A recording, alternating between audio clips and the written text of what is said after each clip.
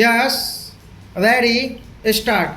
I wish to thank my fellow countrymen for the confidence reposed in me and for affection and goodwill they have shown me not only as president but indeed all through my public life covering as a span of over 50 years. As you are all aware, during my term as president, it fell to my lot to examine and decide constitutional issues, the like of which none of my predecessors had been called upon to face. Constitutional expert maybe have differences of opinion about the correctness of some of my decisions, but the people, by their verdict, approved of the way I had dealt with the situation. Having regard to the background against which the general elections to the Lok Sabha in January 1999 were conducted, I felt a special responsibility in the matter and was anxious to ensure that elections should be free, fair, and peaceful. It gave me immense satisfaction that the governments at the center and in the states and administration at all levels, both in the center and in the states, ensured that the elections conducted were as free and fair as were earlier. While the lamp of democracy has been extinguished in some countries around us, we have reason to feel pleased that we have adopted and have been following the democratic system of government.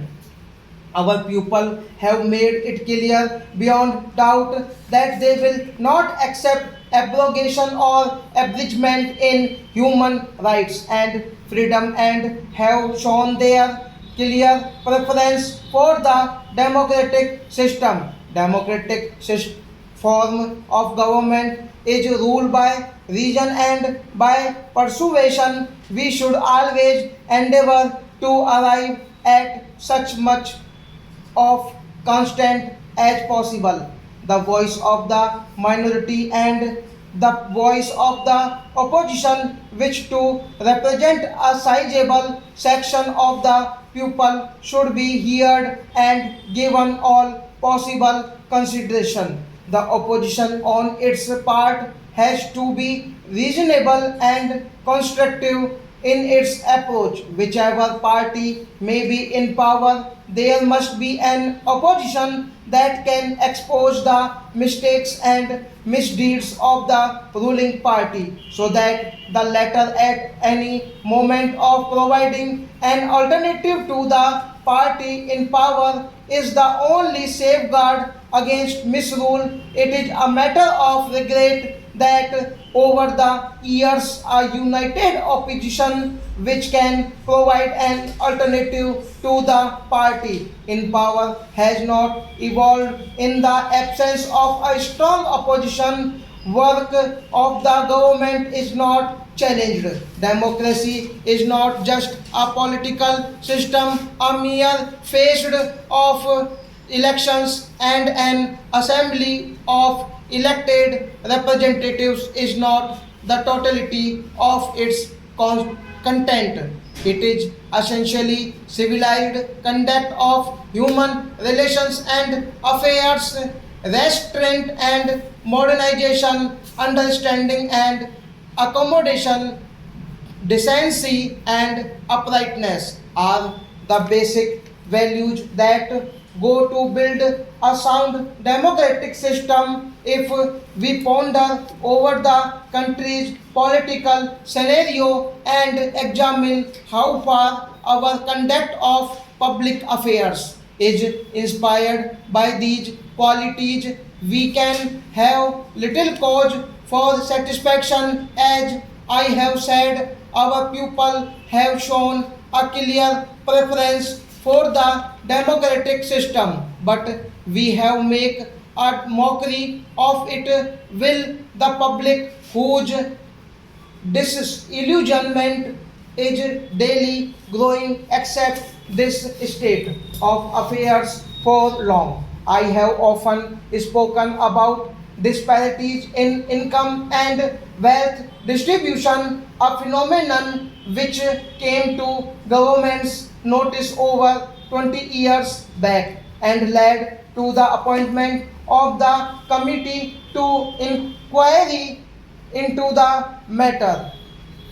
Disparities have become accentuated since then. Concentration of wealth, apart from its socially undesirable consequences, has disturbing implications for the working of our democratic system, which I need not elaborate. While there is little doubt that large investments for development over the successive 5-year plans have added to the country's wealth for the majority of our people, there has been no marked improving in living standards per capita. Availability of essential commodities has been fluctuating and has not shown any significant improvement. Per capita income at current prices has been increasing, but at constant prices there has been little improvement. That the cost of living has relentlessly been going up is borne out by the government's own action in increasing the rates of dearness allowance twice or thrice in the course of a year. I am not unaware of our many achievements since attainment of independence, near self-sufficiency in the matter of food, large industrial capacity in capital, intermediate and consumer goods, enormous improvement in transport power and other basic requisites, rapid strides in science and technology, including such sophisticated areas as nuclear power and space technology, are credible achievements. A nation that has achieved so much in the short span of 50 years gives promise of ability to bring about a better life for the mass of its pupil. Critical examination of the investments already made with a view to maximizing the benefits from the time and priorities to be followed thereafter need to be undertaken so that there may be visible improvement in the living conditions of the poor.